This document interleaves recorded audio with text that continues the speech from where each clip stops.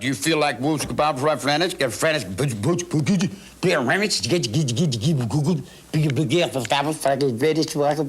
Welcome to WatchMojo, and today we're looking at the most troubling interviews given by criminals either before or after their conviction. Shoelaces, huh? You're in trouble now.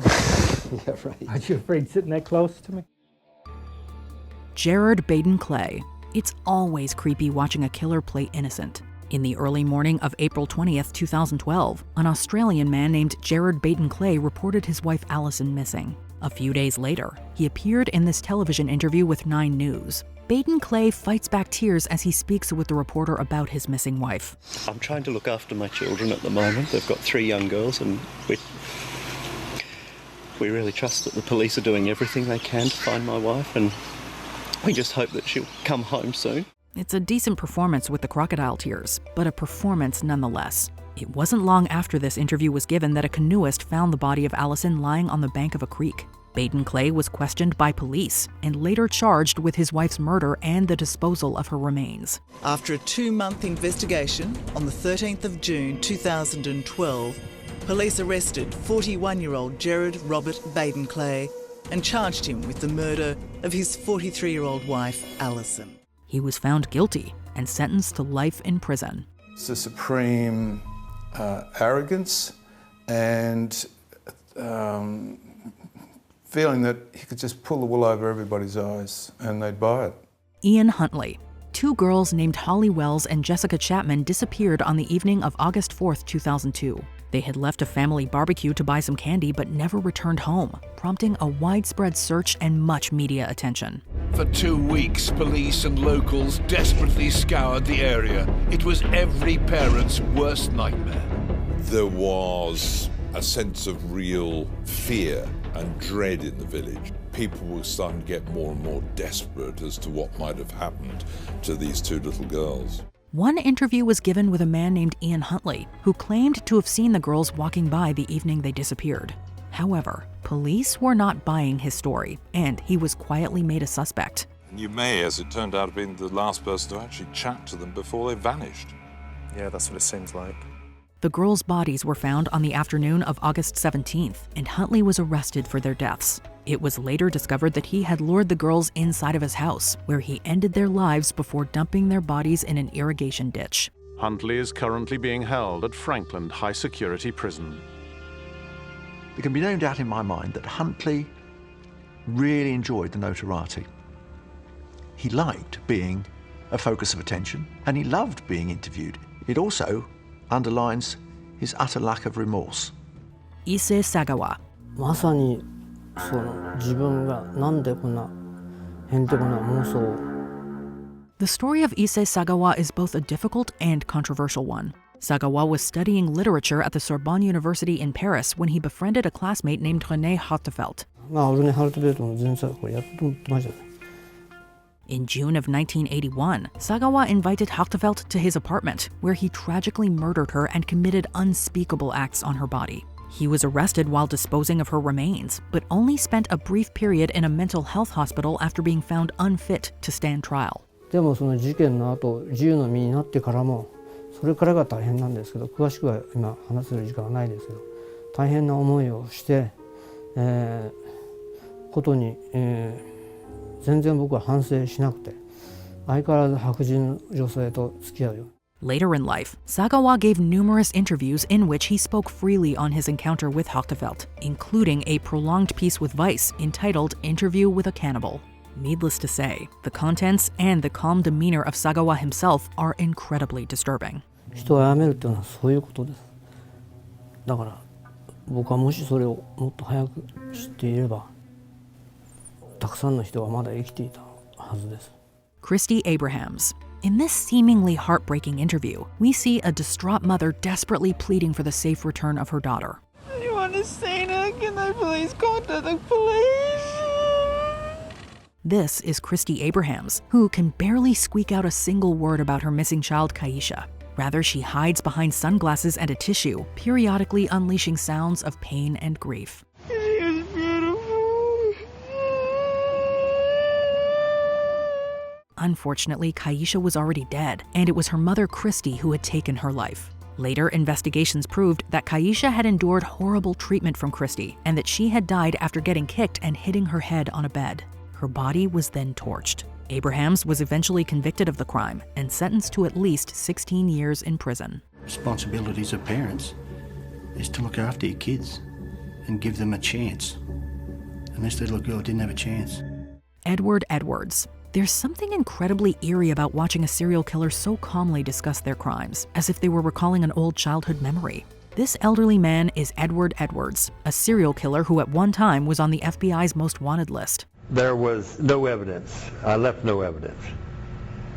I brought it about by admitting it myself. After serving time in prison for robbing gas stations, Edwards killed at least 5 individuals, including his adult foster son. In this chilling interview, Edwards is clad in prison orange and recounts his crime spree with eerie precision and detachment. Well, he didn't know it was coming. Following his arrest in 2009, one of his neighbors called Edwards, quote, a real soft, pleasant guy. Judging by this interview, we can see how easy it was to be fooled. I'm sorry and everything, but I'm not going to stand up and beat myself on the chest, and certainly I'm not going to, I'm not going to get up in court and apologize and things like this. It's already, that there is, I believe that would be an insult to injury.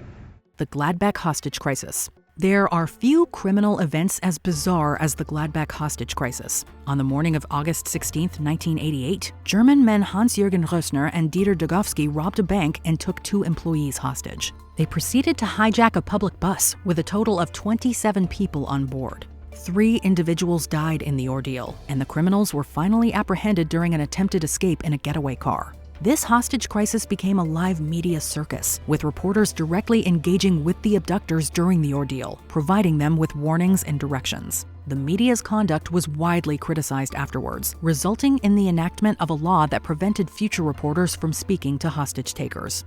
Denis Raider. You never truly know who you're talking to. That man on the street could very well be a serial killer. In my mind, there was 2 people in that body. One of them was a husband and father, the Boy Scout leader. The other one was an absolute animal. Maybe one of the most infamous serial killers of all time. Dennis Rader is better known by his self-imposed nickname BTK, which stands for Bind, Torture, Kill, his signature method. Rader murdered 10 people between 1974 and 1991 and would often taunt the police and media with threatening letters. BTK began today's letter with a question. How many do I have to kill before I get a name in the paper or some national attention? Later in life, he found work as a compliance officer and gave an interview with a local Kansas station about animal attacks. The dogs are somewhat territorial as well as vicious, and we've been trying to round them up and corral them as best as we can. Little did everyone know that they were speaking to a despicable criminal. It wasn't until 2005 that Rader was apprehended and given 10 life sentences. He remains in solitary confinement, where he will stay for the rest of his life. John Wayne Gacy. And speaking of serial killers, it doesn't get more notorious than John Wayne Gacy. Gacy's name is synonymous with American crime, as he killed at least 33 males throughout the late 60s and 70s. Well, anybody that knows, you see, first of all, you're basing this garbage on what you've heard of me. In May of 1992, Gacy sat down with CBS reporter Walter Jacobson for a prolonged interview about his crimes. What resulted is one of the most infamous and confounding interviews ever given by an American criminal. That one mother that gets on television all the time who thinks I should be given 33 injections, I think she ought to take 33 Valiums and go lay down. Gacy continuously deflects blame and insists that he never killed anyone, despite having already admitted to doing so. Just take it that I didn't. Bukovich is not one that I killed, so I don't know nothing about him. His motives for lying remain unclear, but the interview depicts a conniving killer working hard to clear his name. It just goes to show how he got away with it for so long. To me, clowning was a way of relaxation for me. You regressed into childhood, you were able to relax, and you could be goofy if you wanted to. Stephen McDaniel. You know that feeling when your stomach drops and you realize you're in serious trouble? It is perfectly visualized in this interview with Stephen McDaniel. McDaniel killed his former classmate and neighbor Lauren Giddings and disposed of a body part in their apartment dumpster. He gave an interview with WGXA a few days later and pretended to be concerned about the missing Giddings. No one has seen her since Saturday. I haven't seen anything. I mean, You always hear noise outside, but it's just people walking by pretty much. But when the reporter mentions that her discarded remains had been found, McDaniel completely shuts down. Howdy. Had you heard it? Had you seen anything there? He may still be playing the concerned friend to some degree, but he's also realizing that his perfect crime wasn't so perfect after all. Are you okay, sir? I think I need to sit down. Okay. McDaniel was later nailed for her murder and is now serving life in prison. Before we continue, be sure to subscribe to our channel and ring the bell to get notified about our latest videos. You have the option to be notified for occasional videos or all of them. If you're on your phone, make sure you go into your settings and switch on notifications.